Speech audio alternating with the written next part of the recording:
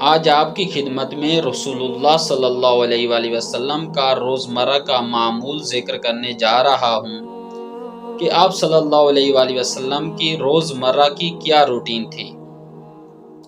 آپ صلی اللہ علیہ وآلہ وسلم نماز شب کو ادا کرتے، اس کے بعد نماز فجر کو ادا کرتے اور اس کے بعد قرآن مجید کی تلاوت فرمایا کرتے تھے۔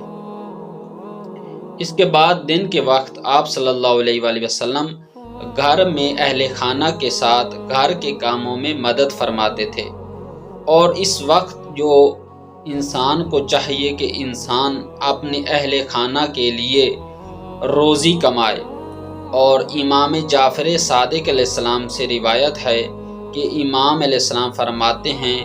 کہ جو شخص اپنے اہل خانہ کے لیے حلال روزی کمانے کے لیے محنت و مشقت کرتا ہے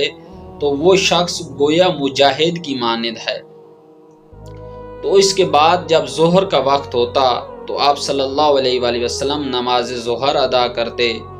اور اس کے بعد کچھ وقت قیلولہ فرماتے،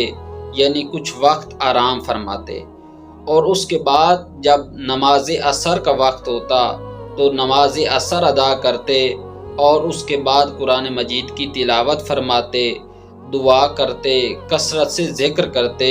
اور اس وقت آپ صلی اللہ علیہ وآلہ وسلم صدقہ بھی نکالتے۔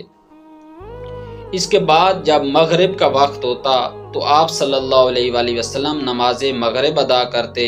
اس کے بعد جب نماز عشاء کا وقت ہوتا تو نماز عشاء کو ادا کرتا کچھ وقت اہل خانہ کے ساتھ گزارتے، اہل خانہ کے ساتھ گفتگو کرتے، اور اس کے بعد جب سونے کے لیے جاتے تو اپنے نفس کا محاسبہ کرتے۔